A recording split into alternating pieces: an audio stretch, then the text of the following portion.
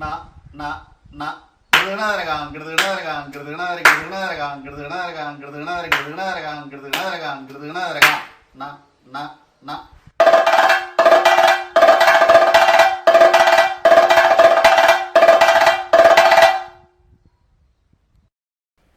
നമസ്കാരം.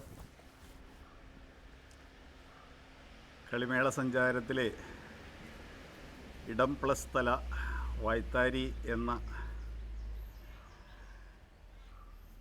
കലാകാരന്മാരുടെ ചോദ്യ ഉത്തര ഈ ഇൻ്റർവ്യൂ ഇത് 50 പേരെ അവരുടെ വർത്തമാനങ്ങൾ നമ്മൾ അറിഞ്ഞു കഴിഞ്ഞു. വളരെയധികം ചാരിതാർത്ഥ്യമുണ്ട് ഇത്തരം ഒരു പരിപാടിയിൽ ഇത്രയധികം കലാകാരന്മാരെ ഉൾക്കൊള്ളിക്കാൻ സാധിച്ചതിൽ. ആ ചാരിതാർത്ഥ്യം ഉൾക്കൊണ്ട് തന്നെ ഇന്ന് നമ്മൾ 51ാമത്തെ കലാകാരന്മാരെ അല്ലെങ്കിൽ 51ാമത്തെ കലാകാരിയെ കാണാൻ, കേൾക്കാൻ, അവരുടെ കഥകൾ അറിയാൻ പോവുകയാണ്. മറ്റാരുമല്ല, കലാമണ്ഡലത്തിൽ വളരെ പഴക്കം ചെന്ന ഒരു കലാകാരൻ, കലാമണ്ഡലം നാരായണൻകുട്ടി, വളരെ സീനിയറായിട്ടുള്ള ഒരു കലാകാരൻ.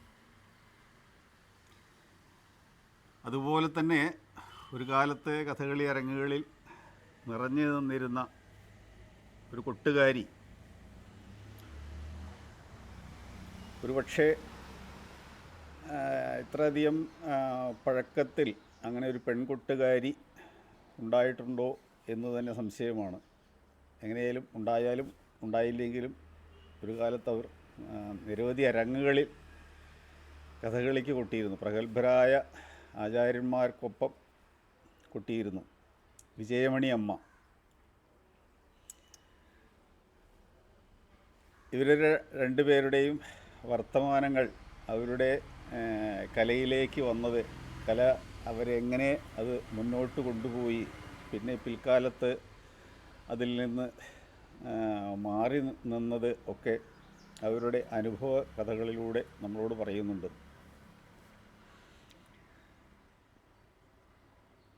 ചിന്നിപ്പുതുവാള സാറിൻ്റെയും കൃഷ്ണൻകുട്ടി പുതുവാള സാറിൻ്റെയും ഒക്കെ അടുക്കൽ പഠിച്ചിരുന്ന കലാകാരനാണ് കലാമണ്ഡലം നാരായണൻകുട്ടി. അദ്ദേഹം ആ പഠിച്ച കാലത്തെ ഓർമ്മകൾ വളരെ സുന്ദരമായി നമ്മളോട് പറയുന്നുണ്ട്. അരങ്ങിൽ ഒട്ടനവധി കാലം ആചാര്യന്മാർക്കൊപ്പം കഥകളി അരങ്ങുകളിൽ പങ്കെടുത്തുകൊണ്ടിരുന്നത് അദ്ദേഹം പറയുന്നുണ്ട്. ഇപ്പോൾ അദ്ദേഹം കഥകളിക്കൊട്ടിൽ നിന്നൊക്കെ മാറി ക്ഷേത്ര അടിയന്തര ചടങ്ങുകൾ മാത്രം നിർവഹിച്ചുകൊണ്ട് പ്രവർത്തിക്കുക ആണ് ചെയ്യുന്നത്. അഷ്ടപതി, സോപാന സംഗീതം എന്നിവ ആണ് ഇപ്പോൾ അദ്ദേഹം മുഖ്യമായും ചെയ്യുന്നത്. എങ്ങനെയാലും അദ്ദേഹത്തിൻ്റെ കഥയ്ക്കൊപ്പം അദ്ദേഹത്തിൻ്റെ സഹധർമ്മിണി വിജയമണി അമ്മ, നമ്മോട് അവർ കുട്ടിക്കാലത്ത് കഥകളിക്കൊട്ട് പഠിച്ചത്, പഠിപ്പിച്ച ആചാര്യന്മാർ, തൻ്റെ ഭർത്താവായ നാരായണൻകുട്ടി, പിന്നെ കലാമണ്ഡലം രാമൻ നമ്പൂതിരി, മാങ്കുളം വിഷ്ണു നമ്പൂതിരി, അങ്ങനെ വിവിധ ആചാര്യന്മാരുടെ കീഴിൽ പഠിച്ച് നിരവധി പ്രഗത്ഭരായ ആചാര്യന്മാർക്കൊപ്പം അരങ്ങുകളിൽ പങ്കെടുത്ത ഓർമ്മകൾ അദ്ദേഹം വളരെ സുന്ദരമായി നമ്മളോട് സംവദിക്കുന്നുണ്ട്. മാങ്കുളം കൃഷ്ണ നമ്പൂതിരി, മാങ്കുളം ആശാൻ്റെ ഒക്കെ ഒപ്പം വേഷത്തിന് അദ്ദേഹം എൻ്റെ കൊട്ട് സഹിച്ചുവല്ലോ എന്നൊക്കെ ആണ് അവർ പറയുന്നത്. എങ്ങനെയാലും ഒട്ടനവധി ആചാര്യന്മാർക്കൊപ്പം അരങ്ങ് പങ്കെടുത്ത അല്ലെങ്കിൽ കളികൾക്ക് പോയ അനുഭവങ്ങൾ അവർ പറയുന്നുണ്ട്. ഇതിനൊക്കെ പിന്നിൽ പ്രചോദനമായത് ഇലക്ട്രിസിറ്റി ബോർഡിൽ ജോലി ഉണ്ടായിരുന്ന തൻ്റെ അച്ഛൻ മകളുടെ കലാപ്രവർത്തനത്തിന് പ്രോത്സാഹനം തന്നുകൊണ്ട് ചെണ്ട അദ്ദേഹം തന്നെ എടുത്ത് ലീവെടുത്ത് ഈ പരിപാടികൾക്ക് കൊണ്ടുപോയ കഥകൾ അവർ പറയുന്നുണ്ട്. എങ്ങനെയും വളരെ സുന്ദരമായ ഒരു വർത്തമാനമാണ് ഈ 51ാമത്തെ എന്ന് പറയാൻ എനിക്ക് ഏറ്റവും സന്തോഷമുണ്ട്. എത്ര ഹൃദയം തുറന്ന് അവർ സംസാരിക്കുന്നുണ്ട്. ഹൃദയം തുറന്ന് ഇപ്പോൾ അവർ സംസാരിക്കുന്നുണ്ടെങ്കിലും എനിക്ക് ഇവരെ കിട്ടാൻ കുറച്ച് പണിപ്പെടേണ്ടി വന്നു. അവർക്ക് യാതൊരു താല്പര്യവും ഉണ്ടായിരുന്നില്ല ഇത്തരം ഒരു ഇൻ്റർവ്യൂക്ക് വേണ്ടിയിട്ട്. അവർ സമ്മതിക്കാതെ തീർത്തും ഞങ്ങൾക്ക് താല്പര്യമില്ല, ഞങ്ങളതിൽ നിന്നൊക്കെ മാറി നിൽക്കുകയാണ് എന്ന് പറഞ്ഞ് വളരെ നിർബന്ധിച്ച് എൻ്റെ ആവശ്യം പറഞ്ഞ് അത് വളരെ സന്തോഷത്തോടു കൂടി അത് പിന്നീട് അത് ഏറ്റെടുത്ത് നമ്മളോട് സംസാരിക്കുകയാണ് ഉണ്ടായത്. എങ്ങനെയും ഇതിനോട് സഹകരിച്ചതിന് അവരോട് തീരാത്ത നന്ദിയും കടപ്പാടും ഉണ്ട്. നമുക്ക് ഒരു കാലത്ത് കഥകളി അരങ്ങുകളിൽ നിറഞ്ഞിരുന്ന ഒരു കലാകാരനെയും കലാകാരിയാണ് നമുക്ക് വീണ്ടും അവരുടെ വർത്തമാനങ്ങൾ കേൾക്കാൻ സാധിക്കുന്നത്. എങ്ങനെയായാലും ഇത്തരമൊരു പരിപാടിയിലേക്ക് വളരെ സന്തോഷത്തോടു കൂടി സഹൃദയരെ ക്ഷണിക്കുന്നതിന് സന്തോഷമുണ്ട്. ഒരിക്കൽ കൂടി എല്ലാവരെയും സ്വാഗതം പറഞ്ഞുകൊണ്ട് നിർത്തുന്നു. നമസ്കാരം. രണ്ട് പ്രശസ്തരായ കലാകാരനും കലാകാരിയാണ് ഇവിടെ നമ്മൾ മുമ്പിലിരിക്കുന്നത്. നമുക്ക് അവരുടെ കലയിലേക്ക് വരാനുള്ള കാരണങ്ങളും കലയിൽ ഏത് തരത്തിലാണ് അവർ കലയെ അഭിമുഖീകരിച്ചത് നമുക്കറിയാം. എങ്ങനെയും നാരായണനോട് ആദ്യം ചോദിക്കാം. നാരായണൻ്റെ കലയിലേക്ക് വരാനുള്ള പ്രചോദനം അല്ലെങ്കിൽ ആരുടെ നിന്നാണ് പഠിച്ചത്? അച്ഛൻ്റെ അടുത്ത് നിന്നാണോ അതോ മറ്റാരെങ്കിലും ഉണ്ടായിരുന്നോ എന്ന് പറഞ്ഞ് കേട്ടാൽ തെറ്റില്ല. എൻ്റെ അച്ഛൻ ചെണ്ടക്കാരനായിരുന്നു, മേളക്കൂട്ടുകാരനായിരുന്നു. എൻ്റെ അച്ഛൻ മേളക്കൂട്ടുകാരനായിരുന്നു. പക്ഷേ എന്നെ കേരള കലാമണ്ഡലത്തിൽ സംഗീതം പഠിക്കാനായിട്ടാണ് എൻ്റെ അച്ഛൻ്റെ സുഹൃത്തുൻ നമ്മുടെ ചെറുപുരത്തിൽ പഠിക്കുക അധ്യാപകനായിരുന്നു, സ്കൂളിലെ അധ്യാപകൻ. അദ്ദേഹത്തിൻ്റെ കെയർ ഓഫിൽ എന്നെ കേരള കലാമണ്ഡലത്തിൽ ചേർത്തു സംഗീതം പഠിക്കാൻ. നീലാണ്ടൻ നമ്പീശനാശാനായിരുന്നു സംഗീതത്തിൻ്റെ അധ്യാപകൻ. അങ്ങനെ ഞാൻ ഗുരുദക്ഷിണയൊക്കെ കൊടുത്ത്, ആശാൻ്റെ ഗുരുദക്ഷിണയൊക്കെ കൊടുത്ത് നമ്പീശനാശാനെടുത്ത് തുടങ്ങി. ഏതോ ഒരാഴ്ച വരെ ആയപ്പോഴും ഈ സാപ്പാസ ഇതാ ശബ്ദസ്വരങ്ങൾ അപ്പോഴും ഞാൻ പഠിക്കുന്ന കൃഷ്ണകുട്ടി പിള്ളാശാൻ്റെ കളരിയിൽ തൊട്ട് കിഴക്കുന്ന ദിവസമാണ് നീലാണ്ടി നമ്പീശനാശാൻ്റെ സംഗീത കളരി. അപ്പം ഞാനവിടെ സാപ്പാസ അങ്ങോട്ട് പറയുമ്പോൾ തൊട്ട് കലാമണ്ഡലം കേശവൻ ചേട്ടൻ അപ്പോഴത്തെ അങ്ങോട്ട് ഡ്രന്ന് അങ്ങോട്ട് കൊട്ടും. ഈ ചെണ്ടയുടെ ശബ്ദം ഇങ്ങനെ അങ്ങോട്ട് കേൾക്കുമ്പം എനിക്ക് ഇരിക്കപ്പുറത്തില്ല. അങ്ങനെ ഒരാഴ്ച വരെ ഞാൻ സാപ്പാസ ആയപ്പോൾ ഞാൻ ഇത് വർണ്ണം മേലെ പഠിച്ചതാ. ഞാൻ ആശാനെടുത്ത് പറഞ്ഞു, ആശാനെ എനിക്ക് ആഗ്രഹം ഇതാണ്ട് അപ്പുറത്തെ കളരി കിഴക്ക് കളരി കൊട്ടുന്നിട്ട് സഹിക്കാൻ വയ്യ ആശാനെ, ഞാൻ ചെണ്ട പഠിച്ചോട്ടെ. എടോ തൻ്റെ ഇഷ്ടം എന്താണെന്ന് ചോദിച്ചാൽ അതുകൊണ്ടായിരിക്കും, ഞാൻ പൊതുവാളിനോട് പറയാമെന്ന് പറഞ്ഞു. അന്ന് ക്ലാസ് കഴിഞ്ഞ് പോയപ്പം കൃഷ്ണകുട്ടി ആശാനായിട്ട് പറഞ്ഞു, ഡാഡി ഈ കുട്ടി ചെണ്ട പഠിക്കാൻ ആഗ്രഹിക്കുന്നു. അപ്പം അവന് ഈ സംഗീതം പഠിക്കാൻ വലിയ താല്പര്യമില്ല, അവൻ വർണ്ണമൊക്കെ പഠിച്ചതാണ്. അപ്പം കൃഷ്ണകുട്ടി ആശാൻ പറഞ്ഞു, എടോ താൻ ആ പ്രസലോട്ട് വാ, വള്ളത്തോളിൻ്റെ പ്രസലേക്കോട്ട് വാന്ന് പറയാം. അങ്ങനെ അപ്പം ഞാൻ അവിടെ ചെന്നപ്പോൾ എൻ്റെ അടുത്ത് ചോദിച്ചു, താനാണോ ചെണ്ട പഠിക്കാൻ ആഗ്രഹം? ഞാൻ പറഞ്ഞു, ആശാനെ എനിക്ക് ചെണ്ട പഠിച്ചാൽ മതി, ഇതാണ് ആഗ്രഹം, ഈ ആഗ്രഹം എനിക്കാണ്. ഞാനവിടെ സാപ്പാസായ ചെല്ലുമ്പം ഇവിടെ കേശവട്ടൻ ഇങ്ങനെ ഡ്രന്ന് കൂട്ടണം, തനിക്ക് ചെണ്ടയെപ്പറ്റി വല്ലതും അറിയാമോ, വല്ല ഗണപതി കയ്യോ എന്തെങ്കിലും അറിയാമോ? കേശവട്ടൻ ക്ലാസ് കഴിഞ്ഞ് ഞങ്ങളെല്ലാം കൂടെ ഒരു മുറിയിലോട്ട് ചെല്ലുമ്പം കേശവട്ടനെ ഗണപതി കയ്യൊക്കെ പഠിപ്പിച്ചിട്ടാണ്. ഒന്ന് കൊട്ടി കാണിക്കാമെന്ന് പറഞ്ഞു. ഞാൻ അവിടെ ഇരുന്ന് വായത്താരിയൊക്കെ പറഞ്ഞു, ആ വായത്താരിയൊക്കെ പറഞ്ഞു. എടോ താൻ നാളെ അങ്ങോട്ട് പോകാം, ക്ലാസ് തുടങ്ങുമ്പോൾ അങ്ങോട്ട് പോകണം. നമ്പീശനാശാനെ വിളിച്ച് കൃഷ്ണകുട്ടി പിള്ളാശാൻ അടുത്ത് നിർത്തിയിട്ട് ആ ഗുരുദക്ഷിണ എൻ്റെ തിരിച്ചു തന്നു. കൃഷ്ണകുട്ടി പിള്ളാശൻ ദക്ഷിണ കൊടുക്കാൻ പറഞ്ഞു. ദക്ഷിണ കൊടുത്ത് കൃഷ്ണകുട്ടി പിള്ളാശൻ ആ കാണാൻ വഴിയ കളരിയിൽ എന്നെ അവിടെ ചമ്പ്രം പൂട്ടിയിരുത്തി. എന്നെ കേശവട്ടൻ ഇപ്പുറത്തിരുന്ന് യമനുണ്ടല്ലേ നമ്മളെ എന്താ പൊതുവാള് പ്രഭാകരൻ. അപ്പം അയാളും ഇപ്പുറത്തിരുന്ന് എന്നെ അവിടെ മുതൽ ചെണ്ട പഠിക്കാൻ തുടങ്ങി. അപ്പോൾ ഏകദേശം 1949 അതെ അതെ അതെ. അവരായിരിക്കും ആദ്യമേ വന്നത്. ചിലപ്പം സീനിയർ അതിന് മുമ്പേ വന്നതായി. കേശവട്ടൻ സീനിയറാ. കേശവ പൊതുവാളിയേട്ടനും ഒരു സീനിയറാ. ഇവർ രണ്ടുപേരും അവരുടെ കൂട്ടത്തിൽ ഞാൻ പൊടിക്കുഞ്ഞാ. പക്ഷെ അന്ന് ഞാൻ ഭീമസേനെ പോലെ നല്ല തടിയും നല്ല വെളുപ്പുമായിരുന്നു. അപ്പം ആശാന് വളരെ ഇഷ്ടമായിരുന്നു. കൃഷ്ണകുട്ടി പിള്ളാശൻ അച്ഛൻ്റെ പിള്ളാശനും ഭയങ്കര സ്നേഹമായിരുന്നു എന്നോട്. അപ്പം കേശവട്ടനെ പോലെയൊക്കെ ഇരിക്കുക ഞാനും. അങ്ങനെ അവർക്ക് വലിയ താല്പര്യം തോന്നി. നാട്ടിൽ നിന്ന് കൊട്ടൊന്നും പഠിച്ചിട്ടില്ല ശരിക്കും? മേളക്കൊട്ടിൻ്റെ വഴികളൊക്കെ അച്ഛനിച്ചിനൊക്കെ പറഞ്ഞു തന്നിട്ടുണ്ട്. അത്രേ ഉള്ളൂ. അപ്പോൾ അവിടെ പോയിട്ട് ഇന്റർവ്യൂവിന് ഈ കൊട്ടല്ല ഉണ്ടായത്, പാട്ടാണ് ഉണ്ടായത്? പാട്ടാണ് ഉണ്ടായില്ല. അവിടെ ഏതെങ്കിലും ആദ്യം പാട്ട് പാടിയിരുന്നു അല്ല ഈ സാപ്പാസ അല്ലാണ്ട്? ശബ്ദസ്വരങ്ങൾ കീർത്തനമൊക്കെ അറിയായിരുന്നു. കീർത്തനങ്ങളൊക്കെ അറിയായിരുന്നു. അതെ ശരി. ഇപ്പോൾ എന്തെങ്കിലും ഓർമ്മ ഉണ്ടോ? പാടാനും സംസാരിക്കാനും ബുദ്ധിമുട്ടുണ്ട്. ശ്വാസം മുട്ടുണ്ട്, സുഖമില്ലാത്തതുകൊണ്ട്. 2 പ്രാവശ്യം ഹാർട്ടിന് അറ്റാക്കായി. ഒരു പ്രാവശ്യം ബ്ലോക്കായി പോയി, കുഴഞ്ഞ് കല്ലിൻ്റെ തളർന്നുപോയി. പിന്നെ ഒരു പ്ലാനിൽ കൂടി ഇരിക്കാനേ എന്നെ കൊണ്ട് വെക്കുള്ളൂ.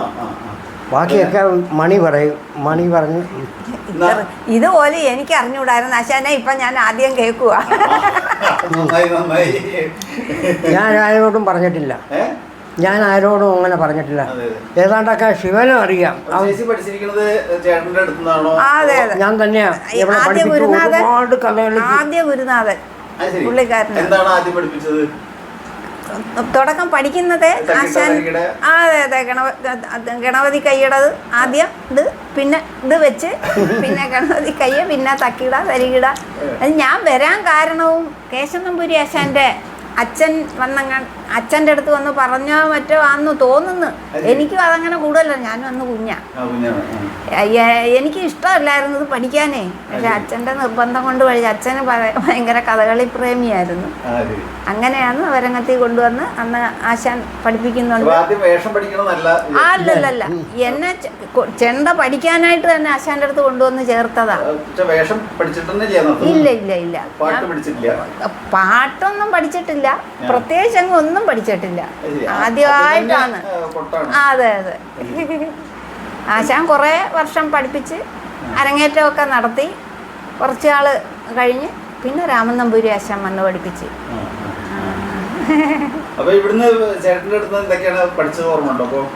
ഒരു വേഷം ഫുള്ള് ഒരു കളിക്ക് ഫുള്ള് ഒരു ദിവസം ഫുള്ളായിട്ട് എല്ലാം പുറപ്പാട്. എന്റെ അരങ്ങേറ്റം കൊല്ലത്ത് താമരക്കുളം ഗണപതി അമ്പലം എല്ലാ വർഷവും 41-ന് കഥകളി നടക്കുന്ന സ്ഥലമാണ്. ആ ക്ഷേത്രത്തിൽ വെച്ചായിരുന്നു എൻ്റെ അരങ്ങേറ്റം. അന്ന് പിന്നെ പുറപ്പാട്, മേളപ്പദം, പിന്നെ ചെറുതായിട്ട് ഇച്ചിരിച്ച വേഷത്തിന്. അന്നത്തെ മദ്ദളക്കാരനായിരുന്നു നമ്മളെ കലാമണ്ഡലം കൊച്ചുകുട്ടൻ ചേട്ടൻ. സുരേന്ദ്രൻ. അതെ അതെ. സുരേന്ദ്രൻ ചേട്ടൻ. ഞാനിപ്പം സുരേന്ദ്രന്ന് വിളിക്കും. അപ്പൊ അങ്ങനെ ഒരുപാട് കളിക്കെന്ന് വെച്ചാല് ആരും വിശ്വസിക്കത്തില്ല ഇത് പറഞ്ഞാല്.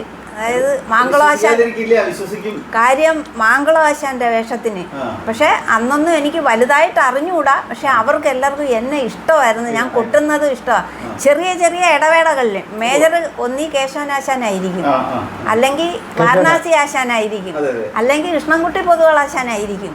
അപ്പോൾ അവരുടെ ചെറിയ മാറ്റത്തിനൊക്കെ ഞാനും നിൽക്കും. അപ്പം ഇടയ്ക്കൊക്കെയുള്ള ചെറിയ ഇവർ മേജർ വേഷം ആണെങ്കിൽ തന്നെയും ഞാൻ നിന്ന് കൊട്ടി അവരാരും ഒന്നും പറയാറില്ല. അവരെല്ലാവരും പ്രോത്സാഹിപ്പിച്ചിട്ടേ ഉള്ളൂ. കഥയോ വേഷം ഏതെങ്കിലും ഓർമ്മ ഉണ്ടോ? അല്ല വെറുതെ ചോദിച്ചാൽ ഓർമ്മ ഉണ്ടെങ്കിൽ പറഞ്ഞാൽ മതി. കഥ അല്ലെങ്കിൽ കഥ ഈ മിക്കവാറും ഉള്ള എല്ലാ കഥയ്ക്കും ഞാൻ പോയിട്ടുണ്ട്. അത് മാത്രം തെക്കോട്ട് ഏറ്റവും കൂടുതലും കുറേ നാളൊക്കെ കഴിഞ്ഞപ്പോൾ ആശാൻ വേറെ പരിപാടിക്ക് പോവും, ഞാൻ വേറെ പരിപാടിക്ക് പോവും. അപ്പോൾ ഒരു ദിവസം ഫുള്ള് വെളുക്കുന്നത് വരെ കേളി, പുറപ്പാട്, മേളപ്പദം.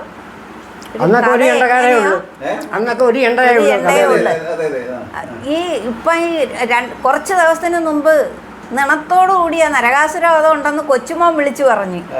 അപ്പൊ ഞാൻ അന്നേരം പറഞ്ഞ് ഇയാളുടെ മോൻ. അപ്പൊ ഞാൻ അന്നേരം പറയുന്നുണ്ട്, ഇടാ മോനെ അമ്മമ്മ പൊട്ടിയിട്ടുണ്ടടാ പരൂര് നിണത്തോടു കൂടിയ. പിന്നെ വണ്ണാനും അങ്ങനെ ഒരുപാട് വേഷങ്ങൾ. പക്ഷെ കോട്ടയം രാമകൃഷ്ണൻ ചേട്ടന്റെ പരശുരാമന്. പക്ഷെ അവരെല്ലാരും എന്നെ സഹകരിച്ച് പോയിട്ടേ ഉള്ളു എല്ലാരും. അതാ ഞാൻ പറഞ്ഞു ഒരുപാട്. അതേപോലെ നമ്മളെ പോലെ എന്നേക്കാളും സാധകമായോക്ക് എനിക്ക് ഈ സാധകത്തിന് ഒട്ടും കുറവില്ല. കൊട്ടും തോറും നമ്മുടെ വാസുവില്ലേ, വാസുവേട്ടനില്ലേ, അയാൾക്ക് ഈ കൊട്ടും തോറും ശബ്ദം കൂടും.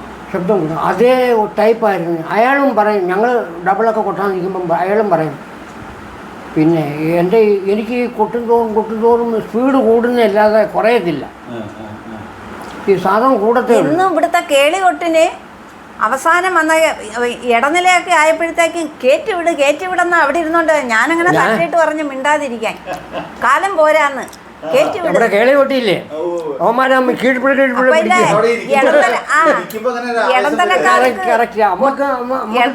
ഇടത്തലക്കാരുടെ താളത്തിന് അമരം പോരാ.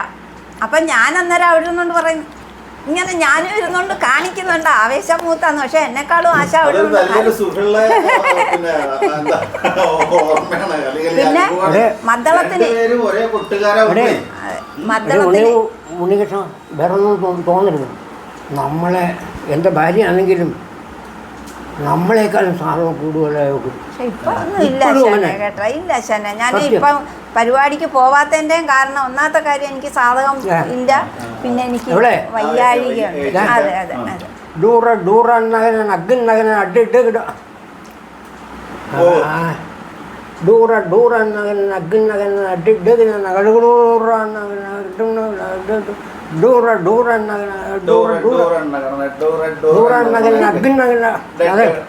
അവള് ഇവള് ഒന്നിൽ കലാശി ഡൂറൻ നഗടൂറൻ അഡൂറൻ നഗടൂറ ഡൂറ ഡൂറ ഡൂറ ഡും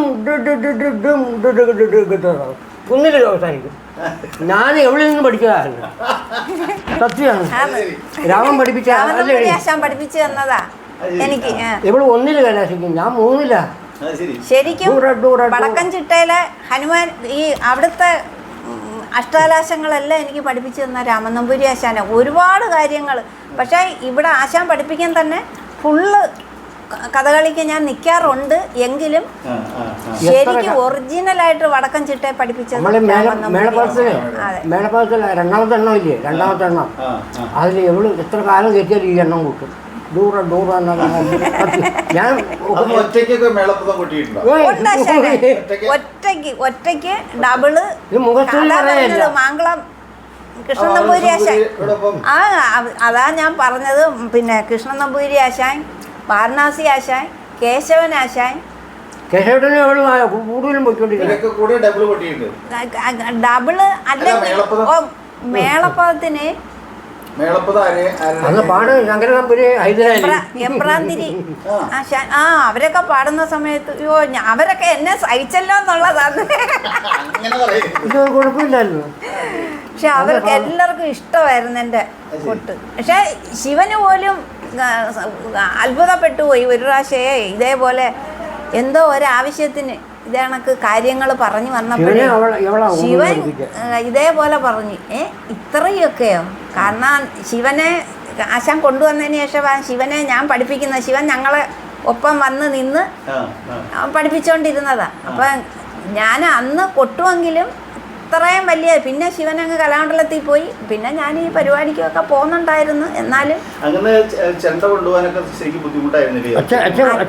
അച്ഛൻ ഇലക്ട്രിസിറ്റി ബോർഡ് ഉദ്യോഗസ്ഥനായിരുന്നു. അച്ഛൻ അതല്ലായിരുന്നു പ്രശ്നം.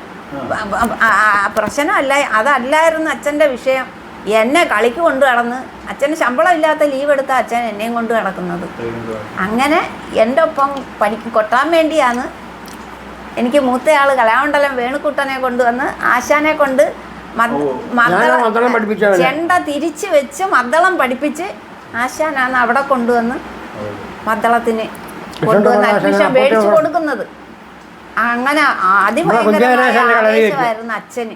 അച്ഛൻ്റെ ഒരു ഒറ്റ നിർബന്ധമാണ് ഞാനിത് പഠിക്കുന്നത്. എന്നാലും ഞാൻ ഇടയ്ക്കിടയ്ക്ക് ഒരു SSLCയുടെ പരീക്ഷ ആവുമ്പോഴും ഒരാഴ്ച മുമ്പേയും പരിപാടിക്ക് എന്നെ വിളിച്ചോണ്ട് ഹരിപ്പാട് അമ്പലത്തിലൊക്കെ പരിപാടിക്ക് വിളിച്ചോണ്ട് പോയി. എനിക്ക് അവസാനം ആ വർഷം ഞാൻ തോറ്റും പോയി. കാര്യം ക്ലാസ്സിന് കയറുന്നില്ല, പഠിക്കാൻ പറ്റുന്നില്ല. അച്ഛന് പിന്നെ സാധാരണ ഈ ചെറിയ ചെറിയ ക്ഷേത്രങ്ങളിൽ കഥകളിക്ക് നടക്കാത്ത കുറേ ക്ഷേത്രങ്ങളുണ്ട്.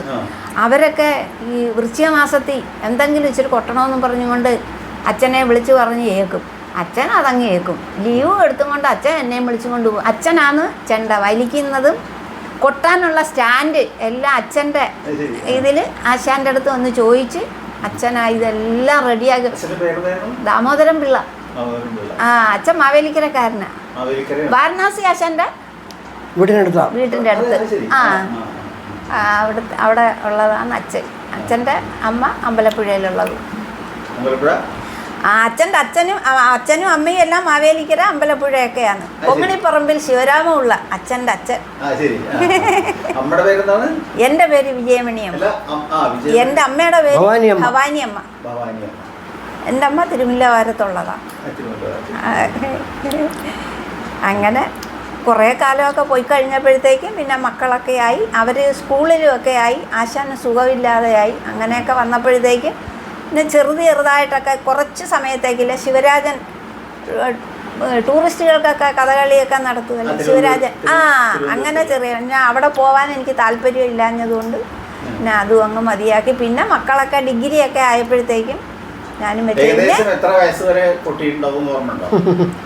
ഞാൻ 10-30 വയസ്സ് വരെയൊക്കെ പോയിട്ടുണ്ടായിരിക്കാം എന്ന് ശരിക്കും ഓർമ്മയില്ല. പിന്നെ ഇതിൻ്റെ ഇടയ്ക്ക് തൃപ്പൂണിത്തുറ കഥകളി ക്ലബ്ബിൽ അവിടെ അന്ന് ചെണ്ടയ്ക്ക് ഞാൻ മാത്രമേ ഉണ്ടായിരുന്നുള്ളൂ. പിന്നെ നമ്മളെ മാർഗി കിളിമാനൂരുള്ള സോമദാസ്, അയാളായിരുന്നു ചുട്ടിക്ക് വന്നുകൊണ്ടിരുന്നത്. ചുട്ടിയും അപ്പം എനിക്ക് ഇച്ചിരി സഹായത്തിന് സോമനും കാണും. ക്ലബ്ബ് കളിക്ക് തൃപ്പൂണിത്തുറ ക്ലബിൻ്റെ കളി അല്ല നമ്മള് അല്ലല്ല ഇന്ന് അവിടെ വന്നിരുന്നു. ഇന്ന് അവിടെ മദ്ദളത്തിന് വന്നിരുന്ന അച്യുത വാര്യര് വന്നിട്ടുണ്ട്, ഗോപിക്കുട്ടൻ വന്നിട്ടുണ്ട്, പിന്നെ ഈശ്വര വാര്യരാശാൻ വന്നിട്ടുണ്ട്. അങ്ങനെ അത് തന്നെ ഒരുപാട് വലിയ വലിയ പ്രമുഖരുമായിട്ടാണ് ഞാൻ പരിപാടി അവതരിപ്പിച്ചിട്ടുള്ളത് മൊത്തവും. പിന്നെ ക്ലബിൽ തൃപ്പൂണിത്തുറ ക്ലബിൽ മദ്രാസ്, ബോംബെ, ബാംഗ്ലൂര്, ഡൽഹി ഇങ്ങനെ കുറേ സ്ഥലത്തൊക്കെ പരിപാടിക്ക്. അതെ ഇതിനെല്ലാത്തിനും അച്ഛൻ ലീവ് എടുത്ത് വരും. അച്ഛനെ എന്നെ കൊണ്ടുപോകും. എന്തോ തൃപ്പൂണിത്തുറ ക്ലബില് ശ്രീമതി ചേച്ചി അതിനകത്തുള്ള ആൾക്കാർ അത്ര പേര് അവരെല്ലാരും. ഒന്ന് ശ്രീമതി ചേച്ചി, ഒന്ന് നമ്മുടെ രാധിക വർമ്മ, പിന്നെ ബൃന്ദ എന്ന് വേഷമായിരുന്നു. പിന്നീടാണ് പാട്ടിലേക്ക് വന്നത്. പിന്നെ ഹരിതമ്പുരാൻ്റെ ഭാര്യ കുമാരി ചേച്ചി. പിന്നെ അതിന് മുൻപ് ആദ്യത്തെ ഇതിൽ തുടക്കത്തിൽ വന്നിട്ടുള്ളത് ലളിത പത്മിനി. അങ്ങനെ 2 പാട്ടുകാർ കഥകളി സംഗീതം പെണ്ണുങ്ങളുണ്ടായിരുന്നു. അതിൽ ഒരാൾ മരിച്ചുപോയി. നളിനി. അത് തന്നെ. അതിൽ ഒരാൾ മരിച്ചുപോയി, ഒരാൾ ഇപ്പോഴും ഉണ്ട്. ഈ 50ാം വാർഷികത്തിന് അവരൊക്കെ ചെല്ലും എന്ന് പറഞ്ഞിരുന്നു എൻ്റെ അടുത്ത്. അതുകൊണ്ട് വിജയമണി ചേച്ചിയും വരണം, അന്ന് എത്തുമെന്ന് പറഞ്ഞിരുന്നെന്ന് പറഞ്ഞു.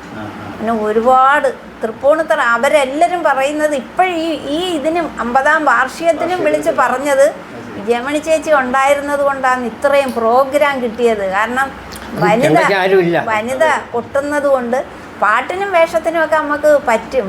പക്ഷെ ചെണ്ടയ്ക്ക് അത് പറ്റത്തില്ല. അതുകൊണ്ട് വിജയമണി ചേച്ചി വന്നേ പറ്റത്തോളം എന്ന് പറഞ്ഞുകൊണ്ട് എന്നെ വിളിച്ചതാണ്. പക്ഷേ എനിക്ക് ആ സമയത്ത് ഞാനിവിടെ കിടപ്പായിരുന്നു, എനിക്ക് സുഖമില്ലാതെ നടുവിനൊരിച്ചിരി പ്രശ്നം വന്ന് ആശുപത്രിയിലുമൊക്കെ പോയി. ഇതേപോലെ ഇവിടെ ഈ കട്ടിലിൽ കിടപ്പായിരുന്നു. അങ്ങനെ ഞാൻ പോയില്ല.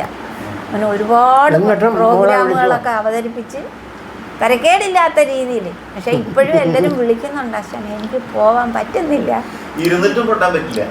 ഇല്ല, എനിക്ക് തോളിനൊക്കെ പ്രശ്നമുണ്ട് ഇവിടെ കൊണ്ടൊക്കെ. അതിൽ ചെറുതിലേ ചെണ്ട തോന്നുന്നുണ്ടോ അതെനിക്കറിയത്തില്ല. ഞാൻ തനിയെ പറയുക. കാര്യം 10, 12, 11 വയസ്സ് തൊട്ടേ ഈ ചെണ്ട തോളിൽ കിടക്കുക. അച്ഛന് ഇഷ്ടമല്ല ഈ സ്റ്റാൻഡിൽ വെച്ച് കൊട്ടുന്നതിനേക്കാളും അച്ഛന് ഇഷ്ടം തോളിലിട്ട് കൊട്ടിക്കണമെന്നാണ്.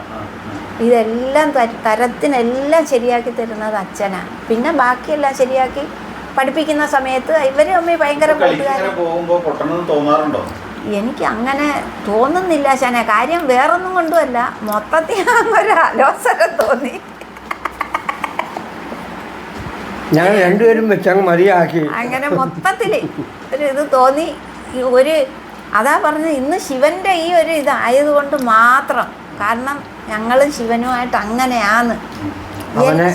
ശിവൻ്റെ മൂത്ത ചേച്ചി, മൂത്ത സഹോദരി എന്നുള്ള ഒരു സ്ഥാനത്തിൽ അന്ന് തൊട്ട് ഈ നിമിഷം വരെ ഇപ്പോഴും വരെ എന്ത് കാര്യത്തിനും ആശാൻ ആദ്യത്തെ അറ്റാക്ക് വരുമ്പോഴും ഓടി വരുന്നത് ചേച്ചി ഞാൻ ആ ശങ്കേഴ്സിൽ ചെറുതാന്ന് അന്നേരവും ശിവ കെട്ടിപ്പിടിച്ചുകൊണ്ട് ചേച്ചി സമാധാനം. അത് ഇപ്പം ഞാൻ ഇവിടെ പറഞ്ഞുകൊണ്ടിരുന്നതാ, ചേച്ചി സമാധാനപ്പെടും, ഞാനില്ലേ ചേച്ചി. പക്ഷെ ബിന്ദുവിനെ അവിടെ ചേർത്ത് കഴിഞ്ഞപ്പോഴാണ് ആശാൻ അറ്റാക്ക് വരുന്നത്. ആ ചേർത്ത സമയത്ത്. പക്ഷെ ഈ 4 വർഷവും ഇവിടുന്ന് ഓരോ സാധനം.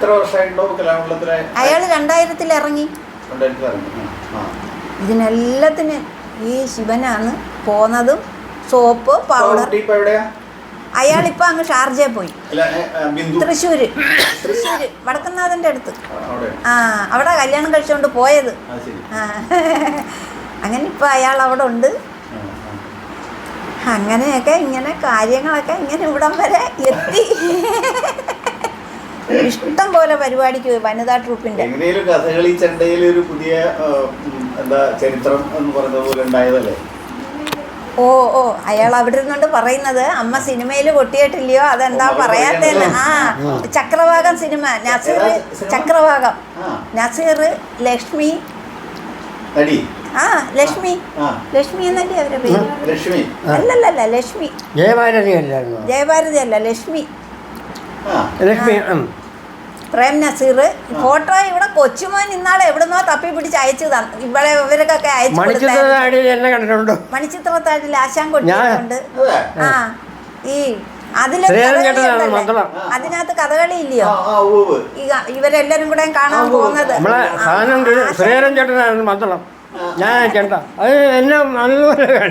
എൻ്റെ ഏറ്റവും വലിയ ഭാഗ്യം എന്ന് പറയുന്നത്, ഞാൻ ചെറിയ ചെറിയ ആൾക്കാരുമായിട്ടല്ലായിരുന്നു എൻ്റെ പരിപാടി അവതരിപ്പിക്കല്. അതായത് സ്റ്റേജിൽ എല്ലാം മുതിർന്ന മേജർ ആൾക്കാരായിരുന്നു. മാങ്കുളം ആശാൻ്റെ അടുത്തൊക്കെ നിന്ന് കൊട്ടണമെന്ന് പറഞ്ഞാലേ, കൃഷ്ണൻ നായർ ആശാൻ്റെ, അതൊക്കെ സത്യം പറഞ്ഞാൽ ഇന്ന് ആർക്കും ഒരു ഇല്ല.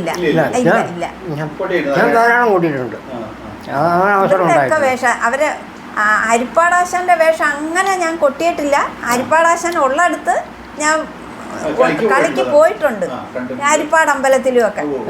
അങ്ങനെ രാമേശ്വരൻ അതല്ലേ ഞാൻ പറഞ്ഞത്, പരശുരാമൻ, കോട്ടയം രാമകൃഷ്ണൻ. കോട്ടയം കുടമാളൂര് വേറൊരു ആശാൻ ഉണ്ടായിരുന്നല്ലേ, മാത്തൂർ ഗോവിന്ദൻകുട്ടിയാണോ വേറെ? അത് തന്നെ. അങ്ങനെയൊക്കെ കുറെ പേരുണ്ട്. മടവൂരാശാനും തരക്കേടില്ലാതെ രണ്ടും പഠിച്ചു ഞാൻ. രാമൻ നമ്പൂരി ആശാനാണ് എന്നെ ഒരുപാട് പഠിപ്പിച്ച്. ഈ തൃപ്പൂണിത്തറ ക്ലബിലെ ആശാൻ വീട്ടിൽ വന്ന് ഒരാഴ്ച 2 ആഴ്ച നിന്ന് വീട്ടിൽ നിൽക്കും, നിന്ന് പഠിപ്പിക്കും. ഇന്ന് കണ്ടപ്പോഴും കുറേ പരാതികൾ പറഞ്ഞിട്ട് പോയി. വീട്ടിൽ നിന്ന് പഠിപ്പിച്ച് തിയറി എല്ലാം ബുക്കിനകത്ത് എഴുതി തന്നിട്ടും പോയാൽ അടുത്ത ക്ലാസ്സിന് വരുമ്പോൾ പക്ഷേ എടുക്കുകയൊന്നും ചെയ്യത്തില്ല. ആശാ മീശ വരച്ച് തരും. അത് പറഞ്ഞ് കേൾപ്പിച്ചില്ല എന്നുണ്ടെങ്കിൽ അത് പേടിച്ചങ്ങ് പഠിക്കും. മീശ വരച്ചിട്ട് വീട്ടിൽ നിൽക്കുന്ന നാണക്കേടല്ലേ.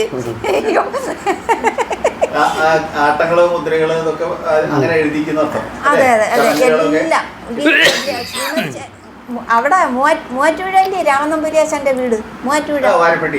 ആ അവിടെ കൊണ്ട് ചെന്നാണ് ചൊല്ലിയാട്ടത്തിനൊക്കെ നിർത്തിയിട്ടുള്ളത്.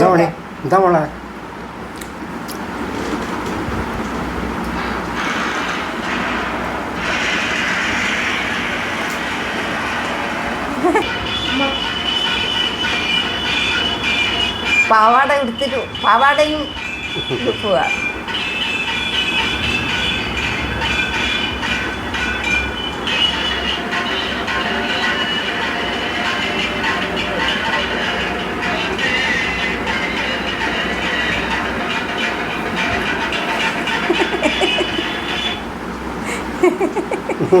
അത് കൊച്ചുമോനെ എവിടുന്നോ പിടിച്ച്. ഇപ്പൊ ഈ കാണിച്ച വീഡിയോ അല്ലെങ്കിൽ സിനിമ നമ്മൾ എവിടെ വെച്ചിട്ടായിരുന്നു ഷൂട്ട് ചെയ്യുന്നത്?